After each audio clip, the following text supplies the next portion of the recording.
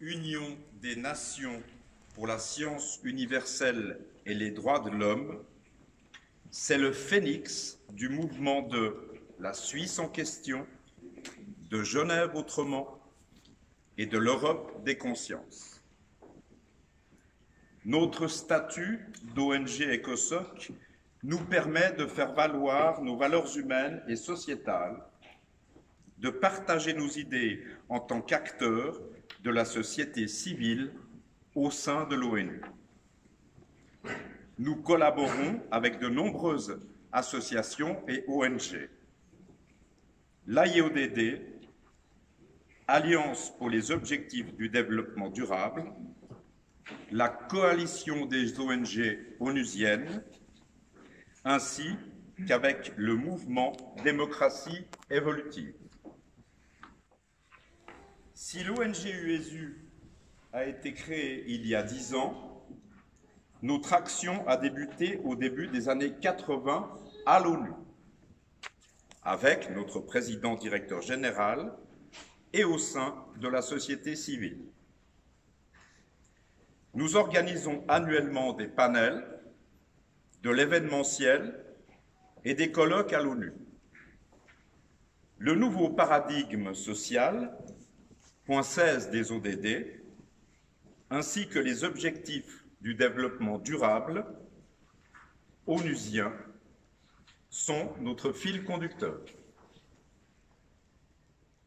La volonté affirmée des jeunes et des femmes aujourd'hui fait partie d'une attention particulière dans nos activités à l'ONU. Bien que cet après-midi, il n'y ait que 3 hommes à la tribune, nous comptons sur Adèle pour toucher leur âme de sensibilité féminine.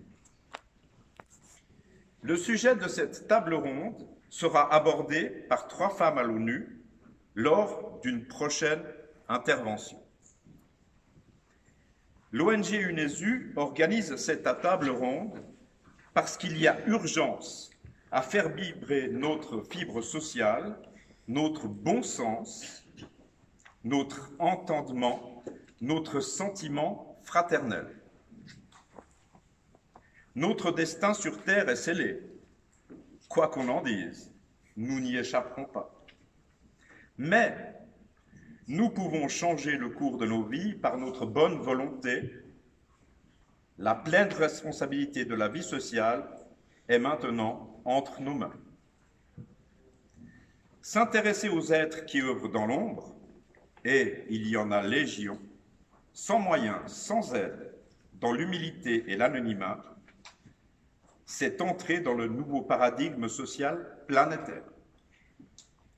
L'administration des biens et la direction des branches de production, l'éducation et l'école étatisées ont été incapables de cultiver un esprit humain créatif, capable de nourrir la vie économique de forces nouvelles. 3 principes républicains sont à notre disposition: la fraternité, l'égalité, la liberté. L'amour, la sagesse et la vérité sont des valeurs humaines qui pourraient illustrer ces idéaux universels inscrits dans des milliards de petites cellules qui participent au bien-être de notre structure organique. Car c'est bien de cela qu'il s'agit. Voir dans le microcosme humain la structure vivante et parfaite de la cité humaine. Les éléments de notre cohésion sociale sont inscrits de façon organique dans notre constitution humaine, tripartite, sous la forme de notre système métabolique, rythmique et neurosensoriel. En d'autres termes, l'économie, la justice et la raison du monde. La tripartition de notre corps est une structure sociétale dans laquelle la coordination des évolutions de la vie sociale ne s'effectue pas de façon centrale par l'État ou par une élite dirigeante, mais où 3 sous-structures autogérées autonomes, l'un par rapport à l'autre, se tiennent mutuellement en équilibre. La société doit donc être réalisée non sur la base d'une utopie, mais sur la réalité historique et pratique des conditions propres à chacun de ces trois domaines. L'idée de peuple évoluerait vers celle d'une société civile responsable, proactive, justement représentée au sein de trois chambres parlementaires. Nous évoluerions au sens d'une communauté de droit dans un nouveau paradigme social. La tripartition sociale de l'UNESU, les pères de l'Europe et de toutes les républiques se sont inspirés de Platon à Jean Monnet et Denis de Rougemont. Cette loi sociale fondamentale peut se résumer en cette petite phrase: le salut d'un ensemble d'individus travaillant ensemble est d'autant plus grand qu'est minime la part que chaque individu réclame pour lui-même de sa propre production. Le salut d'un ensemble d'individus travaillant ensemble est d'autant plus grand qu'est minime la part que chaque individu réclame pour lui-même de sa propre production. Le nouveau paradigme sociétal, c'est un énorme saut quantique terrestre. Mais il y a des obstacles au véritable changement, nos habitudes de pensée. Vouloir obtenir une justice sociale à partir de conceptions purement économiques est nécessairement voué à l'échec. Pour mettre un frein aux forces internes destructrices de l'économie, il est nécessaire de juguler les forces antisociales qui s'y manifestent, de nous libérer du travail avilisant. L'évolution de l'humanité se fait souvent hors de la conscience humaine, parce que les hommes ne s'adaptent pas à ce que devient la réalité. En ce qui concerne la réalité de la triarticulation de notre corps social, il en est de même.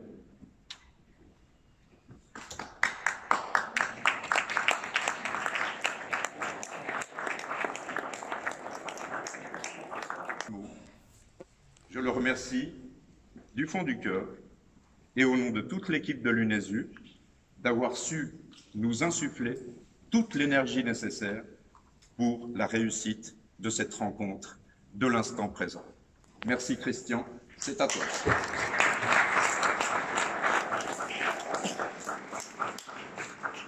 Avant de reprendre la parole, je vais la donner à Laurence Gouma, qui va vous faire une allocution. Avec ce système qui est aussi un peu inhabituel pour moi. Le sujet du jour est donc le nouveau paradigme social. C'est un sujet un peu inhabituel pour moi. Ceux qui ont suivi ces dernières années ma carrière politique savent que ma spécialité, c'est plutôt la transition écologique et son impact sur notre économie. Pourtant, transition écologique, évolution de notre économie et nouveau paradigme social vont l'un avec l'autre, conformément aux trois piliers du développement durable et aux objectifs du développement durable qui ont été évoqués tout à l'heure. Pour préserver notre environnement, nous devons changer notre économie. Or, cette évolution de notre économie porte en elle les germes d'une profonde transformation de notre société qu'il ne tient qu'à nous de réaliser. Pourtant, cette transformation sociétale est peu débattue. Beaucoup préfèrent se concentrer sur les changements technologiques que la transition écologique de notre économie implique. C'est oublier que les changements technologiques eux-mêmes ont un impact sur les comportements individuels, mais aussi sur l'organisation de notre société. Il en est de même des nouveaux modèles économiques qui sont en train d'émerger au fil de la transition écologique. C'est leur impact sur notre société et sur l'émergence d'un nouveau paradigme social, un nouveau paradigme potentiel que j'aimerais mettre en lumière aujourd'hui avec vous et soumettre à la discussion tout à l'heure des personnes présentes. Je n'ai pas besoin de m'attarder ici, je crois, sur la nécessité de la transition écologique. Celle-ci est liée à deux phénomènes d'une extrême gravité. D'une part, la crise climatique et d'autre part, la destruction croissante de notre biodiversité. Ces deux phénomènes sont liés à un fonctionnement très spécifique de notre économie, c'est le fonctionnement linéaire, qui génère des atteintes massives à l'environnement, mais aussi un gigantesque gaspillage. Qu'il s'agisse des énergies fossiles ou d'autres ressources, nous agissons aujourd'hui toujours de la même manière. Nous les prélevons, nous les transformons en produits standardisés, nous les consommons rapidement, puis nous les jetons. Ce système est fortement orienté sur l'offre. Ça signifie qu'il implique la création de produits homogènes, en très grande quantité, le plus souvent à bon marché et donc de moindre qualité, pour lesquels il faut ensuite bien trouver des consommateurs qui soient prêts à les acheter, à grand renfort de marketing et de publicité. Pour que ces consommateurs continuent à acheter encore et encore la grande quantité de marchandises produites, celle-ci doit devenir rapidement obsolète. Ou bien on la conçoit de manière à ce qu'elle ait une durée de vie limitée, ou bien on essaye de convaincre les consommateurs à renouveler encore et encore leurs achats des mêmes marchandises. Cette manière de produire et de consommer a posé des problèmes écologiques assez rapidement, que les collectivités publiques ont tenté de gérer comme elles l'ont pu. Mais ces collectivités publiques n'ont jamais jusqu'ici remis en cause fondamentalement le fonctionnement de notre économie et de notre société. Pire, elles ont dans certains cas libéré les entreprises d'une part de leurs responsabilités en prenant une série de tâches à leur charge. Et c'est bien un paradoxe de certaines politiques environnementales. Le traitement des déchets en est un exemple, avec le passage emblématique des bonnes vieilles bouteilles en verre qui étaient consignées à l'époque et dont le traitement était de la responsabilité des entreprises qui les mettaient sur le marché. Eh bien, ce système-là qui responsabilisait les entreprises, il a été progressivement remplacé par un système qui fait que ce sont les collectivités publiques qui vont organiser le traitement des déchets et qui vont le financer et qui vont le gérer. Et avec cela, il y a une forme de déresponsabilisation des entreprises, puisque les collectivités publiques sont là pour nettoyer derrière elles. Et on est aujourd'hui dans une société où les entreprises créent un immense amont de déchets, de gaspillage et de pollution, et où ce sont les collectivités publiques qui courent derrière ces entreprises pour essayer de réparer les dégâts. Outre de nouvelles charges pour les collectivités publiques, ce système crée une grande frustration chez les consommateurs. Ces consommateurs courent toujours après la prochaine tendance, après la prochaine nouveauté, et sont maintenus dans une forme d'insatisfaction chronique face à tous ces nouveaux produits qu'on essaye de leur vendre, qu'on met sur le marché. Au niveau environnemental, je n'ai évidemment pas besoin de vous dire que ce système est catastrophique. Je ne vais pas revenir sur ce point-là. Alors, depuis quelques années, il y a un nouveau concept dont j'aimerais vous dire quelques mots avant de passer à son implication sur le paradigme social ou sociétal. Un nouveau concept qui tente d'apporter une partie des réponses, certainement pas toutes, mais une partie des réponses à cette situation, c'est l'économie circulaire.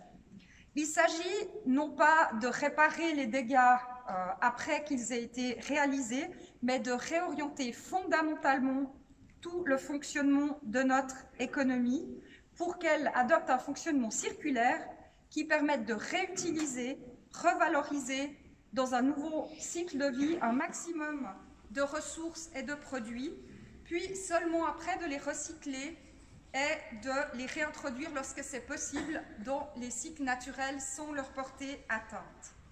Cette transition, elle implique de responsabiliser les entreprises. Pourquoi? Parce que ces entreprises, elles vont devoir concevoir dès le départ, dès l'origine, les produits de manière à ce qu'ils puissent être utilisés plus longtemps, qu'ils puissent être revalorisés, réparés, recyclables ou éliminés de manière à ménager l'environnement. Cette économie circulaire, elle implique évidemment de nouvelles technologies, elle implique aussi de nouveaux matériaux. Elle vise à une réduction drastique de la consommation des ressources comme des pollutions, sans pour autant renoncer à satisfaire les consommateurs et à créer des emplois, bien au contraire. Alors, vous me direz, où est-ce qu'il est dans tout ça, le nouveau paradigme social? J'y viens.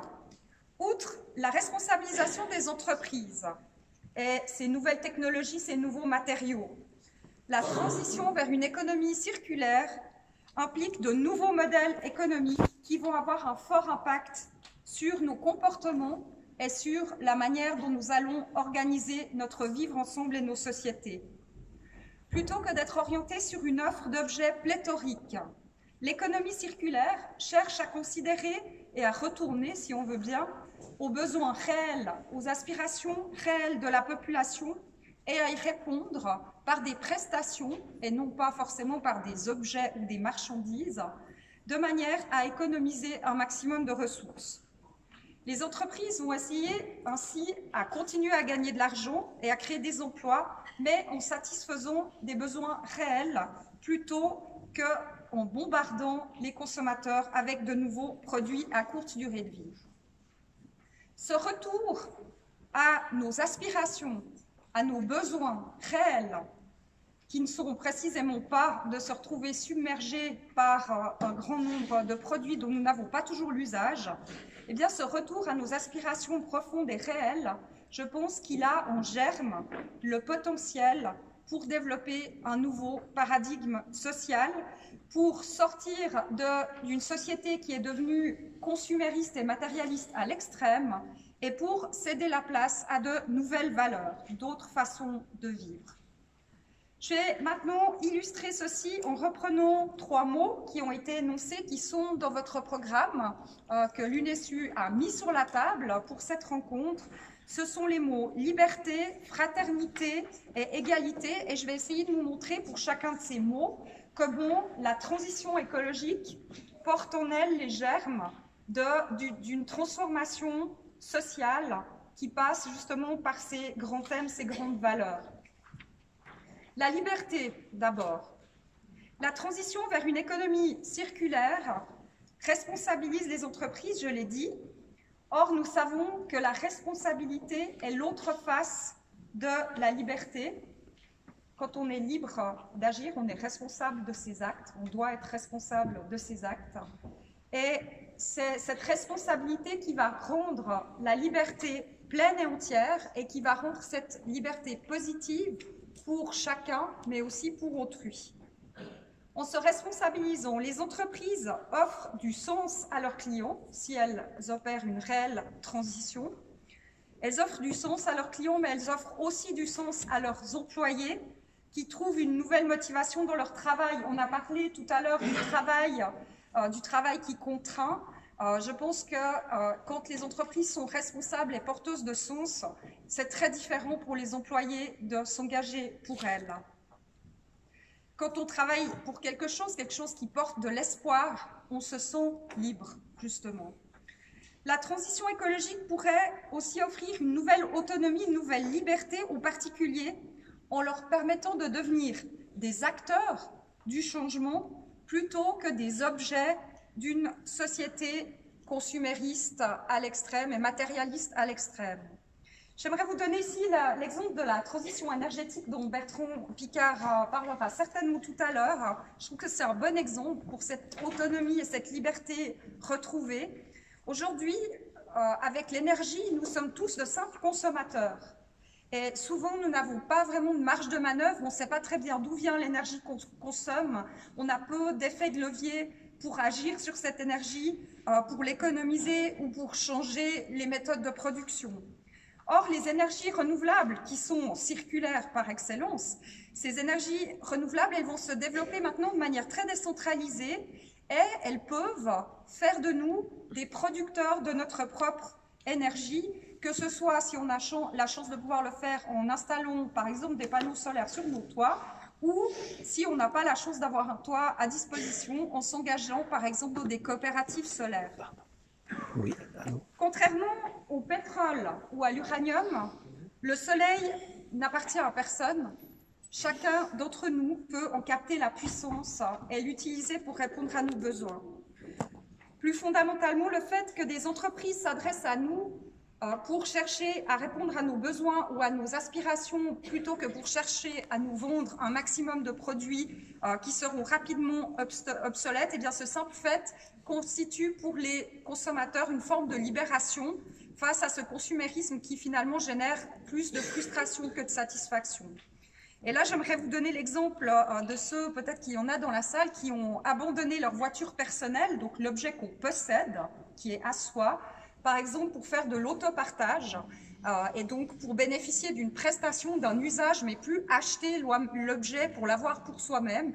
Eh bien, beaucoup de ces personnes parlent d'une forme également de libération et parlent d'un gain en autonomie parce qu'elles ont l'usage sans avoir la propriété. Et ça, c'est un changement profond, sociétal profond. La fraternité ensuite, l'économie circulaire et la transition écologique pourraient, devraient créer une société qui soit plus conviviale. Et quand je dis conviviale, c'est vraiment au sens fort, c'est-à-dire une société qui nous permette de mieux vivre ensemble, d'avoir plus de liens, d'avoir plus de partage. Je vais vous donner quelques exemples là aussi. Par exemple, dans le domaine de l'habitat durable, aujourd'hui, il y a toute une réflexion pour lutter contre l'anonymat qui règne dans certains quartiers, que ce soit d'ailleurs des quartiers urbains ou des quartiers plus extensifs, des quartiers de villas. Et dans le cadre de ces réflexions, on va chercher à offrir aux habitants des lieux communs, des lieux qu'on va partager. Par exemple, ça peut être une salle de fête, ça peut être un espace de bricolage, ça peut être des chambres d'amis. Et le but de ces nouveaux types d'habitat durable, qui prennent d'ailleurs souvent la forme de la coopérative, c'est justement de ramener les gens ensemble, de recréer des solidarités, de créer de la fraternité, comme le dit le mot qui a été choisi par l'UNESU. Un autre exemple, c'est des exemples tout simples. Quand vous prenez les transports publics, vous rencontrez des gens, vous échangez avec eux, c'est la même chose quand vous marchez dans la ville. Vous êtes en contact avec autrui. On ne peut évidemment pas en dire autant des trajets en voiture où vous êtes enfermé dans une bulle de métal qui vous sépare des autres et où malheureusement souvent les interactions que vous avez avec les autres sont plutôt de type orageuse que de type convivial. Un exemple peut-être pour Pierre Rabhi qui va sûrement nous parler des bienfaits du retour à la terre et de l'agriculture. L'agriculture durable repose profondément sur un retour du lien, que ce soit le lien à la terre, mais aussi le lien recréé entre les consommateurs et les producteurs, par exemple avec l'agriculture de proximité ou l'agriculture urbaine. Et il y a dans cette agriculture durable aujourd'hui, outre, je dirais, la stricte écologie ou des nouvelles technologies propres, il y a vraiment la recherche de plus de convivialité autour des produits frais, autour des produits sains, autour des producteurs et des consommateurs, autour du bien manger, qui va bien entendu avec le bien cultivé et qui est certainement au cœur de la notion de convivialité, en tout cas telle qu'on l'expérimente dans notre culture. Enfin, je pense à un niveau plus global, la prise de conscience des limites que nous fixent les ressources, qui est indissociable de la transition écologique. Cette prise en conscience des limites de notre planète, je pense qu'elles peuvent susciter une meilleure compréhension de notre destinée commune, à nous, êtres humains sur toute la Terre, et au-delà de nos différences culturelles, géographiques et de toutes sortes. Et je trouve que ces liens, cette compréhension de notre communauté de destin sont de plus en plus apparentes dans le comportement, dans l'engagement des consommateurs. Par exemple, lorsque, ça on l'a vu très fortement au Parlement quand on a travaillé sur l'huile de palme ces derniers temps, il y a une révolte des consommateurs contre ce qui est fait au peuple premier dans les forêts primaires qui voient leur forêt, leur lieu de vie détruit pour cultiver de l'huile de palme qui nous est destinée. Je pense que ce sentiment de fraternité, de solidarité internationale, la transition écologique peut aussi l'amener. Et je finirai avec l'égalité. Il n'y a pas de transition écologique ni d'économie circulaire d'ailleurs sans prise de conscience des inégalités générées par l'économie linéaire actuelle.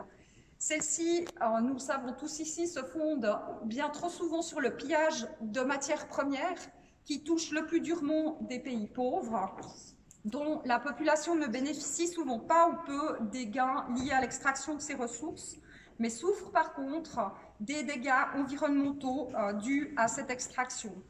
Ces mêmes pays sont aussi trop souvent traités comme des décharges qui se voient confrontés aux résidus toxiques de notre société de consommation. Ils sont aussi les premiers à souffrir des effets du changement climatique alors qu'ils ne sont pas responsables de la plus grande partie des émissions, sans pour le moment que des mécanismes internationaux équitables leur permettent de financer leur adaptation. La transition écologique doit dès lors remettre en cause ces inégalités, qu'elles soient locales ou internationales, ainsi que celles qui opposent, et ça il ne faut pas l'oublier, les générations actuelles aux générations à venir. Réduire drastiquement la consommation de ressources dans les pays principalement développés doit permettre un partage plus équitable des ressources que nous offre notre planète aujourd'hui, mais aussi demain pour les générations futures.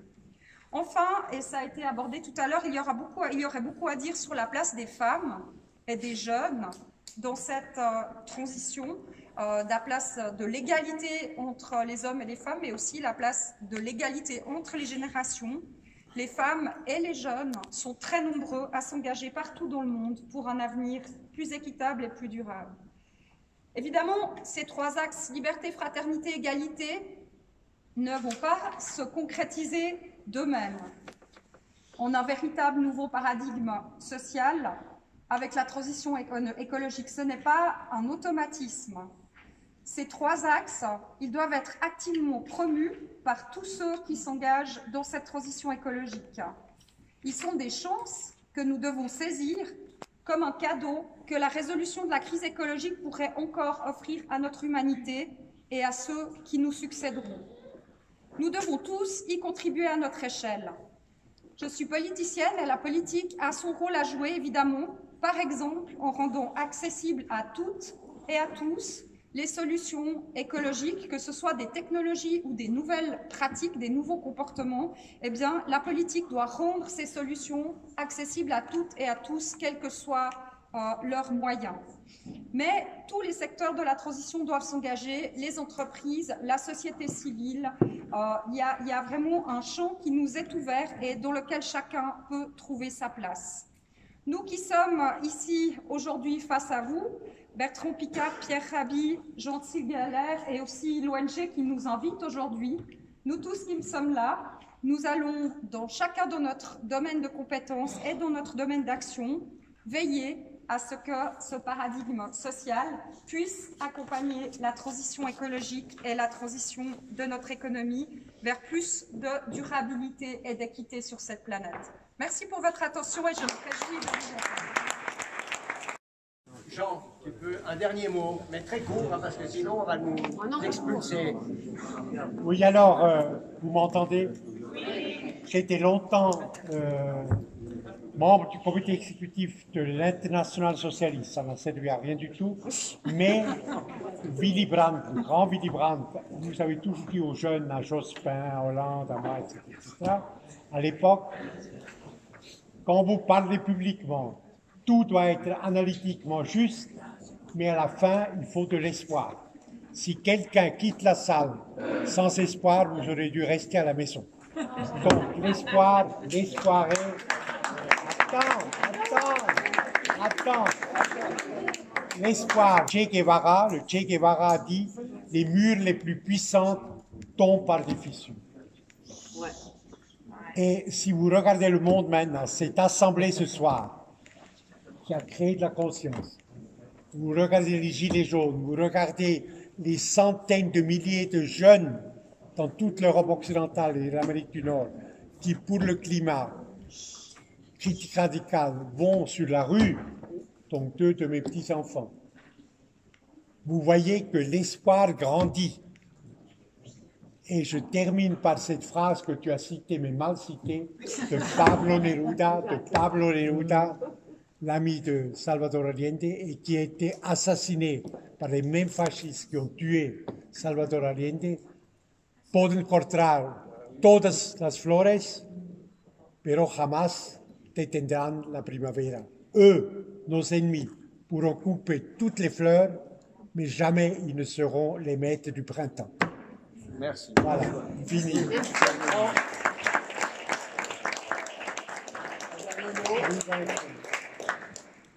Venceremos. Je pense que dans le genre de discussion et de débat qu'on a eu aujourd'hui, il y a 3 stades. Premier stade, c'est reconnaître le problème. Quand on est tous d'accord, mais ce n'est pas ça qui crée de l'espoir, ça crée plutôt de la dépression. Pour avoir de l'espoir, il faut parler des solutions pour résoudre le problème.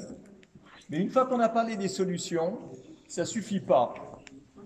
Ce qui est indispensable, c'est l'implémentation des solutions.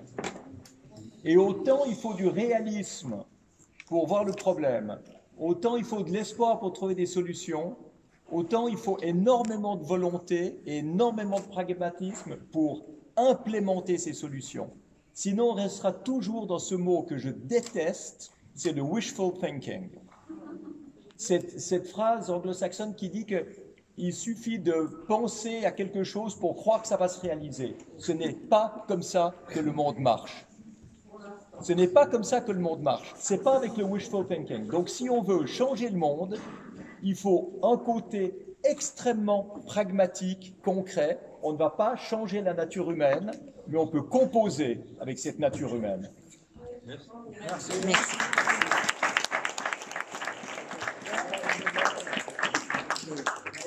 Vous avez entendu parler du mouvement Colibri. Oui. Colibri. Très bien. Mieux de quoi? Légende amérindienne. Un jour, je lis une légende amérindienne. Elle dit quoi cette légende amérindienne? Un jour, il y a eu un incendie de forêt. Tous les animaux atterrés regardent le brasier impuissant.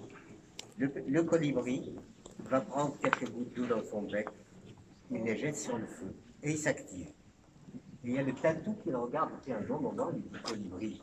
Je pense quand même pas que c'est avec ces quelques gouttes d'eau qu'il va éteindre le feu. Je le sais, mais je fais ma part. Et je pense que si nous étions nombreux à faire notre part, le monde changerait. L'autre recommandation que je me fais aussi, la chose qui fera évoluer les choses, c'est que nous rentrons chez nous et nous nous réconcilions avec ceux, avec nos voisins, si nous sommes fâchés, avec nos compagnons, avec nos compagnes, avec tout ça. Et ça fait évoluer. Parce que dans cette dynamique, c'est une dynamique de la bienveillance. Et aujourd'hui, ce qui manque, c'est la dynamique de la bienveillance. Parce que aux armes, à la guerre et au meurtre et au désastre, il y a des budgets formidables. Et puis à côté de ça, une humanité qui n'est même pas heureuse dans la surabondance. Voilà. Donc le problème aujourd'hui est strictement individuel et on ne peut pas changer une société si chacun de nous. Alors c'est pour ça que je suis un saint, moi. Je ne transporte pas mon auréole parce que ça donne des complexes à tout le monde. Non, lui c'est un saint, on n'y arrivera pas. Enfin, donc je me pose ça comme exemple. Quand on dit les choses, on ne dit pas les choses pour essayer d'endoctriner quoi que ce soit. C'est un fait absolu que la bienveillance est quand même meilleure que la guerre et la malveillance. Voilà. Est-ce que nous pouvons l'appliquer? Et ça, c'est humain, en dehors de toute la cérébralisation des choses, toutes les images qu'on se fait d'un monde. Non, le monde est entre nos mains, c'est à nous à changer. Voilà ce que je pourrais dire comme message.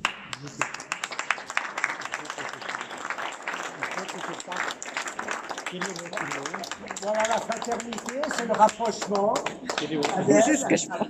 Mais moi, j'aimerais finir sur 2 points. Quelqu'un a dit tout à l'heure qu'il y avait un besoin de synthèse entre ces différentes interventions. Et peut-être qu'on a pu avoir l'impression, à certains moments, que Pierre Rabhi et Bertrand Piccard avaient une autre vision des choses. Moi, je ne le vois pas comme ça, parce que à l'intérieur de moi, je suis Pierre Rabhi. J'ai besoin de valeurs fondamentales, j'ai besoin de spiritualité, j'ai besoin d'un changement de conscience, d'un changement émotionnel. À l'intérieur de moi, je suis comme vous. Mais à l'extérieur, Je me bats avec les mêmes arguments que Bertrand Piccard, et il le sait parce que lui, il se bat à essayer de convaincre les milieux économiques qui sont souvent très difficiles et très réfractaires à notre vision. Et moi, je me bats à convaincre le monde politique, où c'est également, en tout cas au niveau où je suis, dans mon arène à moi, qui est le Parlement fédéral, c'est extrêmement difficile. Et dans cette arène-là, dans nos arènes, la conscience, ça suffit pas. On a besoin d'arguments pragmatiques. Ça ne veut pas dire qu'à l'intérieur, il n'y a pas cet ancrage fondamental, et je vous encourage à cultiver ces dimensions, non pas comme des dimensions contradictoires, mais comme deux dimensions nécessaires et complémentaires de votre engagement. Et puis, la dernière chose que j'aimerais vous dire avant qu'on se quitte, c'est que vous avez le pouvoir. Vous avez le pouvoir. Moi, je ne suis pas une révolutionnaire. J'aime pas les révolutions, et j'ai beaucoup aimé cette personne qui a parlé de non-violence. On est dans un pays démocratique. Vous décidez qui vous dirige. Vous décidez. Alors, décidez. Et puis, vous décidez aussi ce que l'économie produit, parce que c'est vous qui achetez ces produits. Alors, décidez ce que vous achetez et décidez qui vous dirige, et ça va changer très vite. Bravo Adèle. Avant de terminer, j'aimerais juste donner la parole à une dame qui va organiser. Oui, oui, c'est fini là. C'est fini.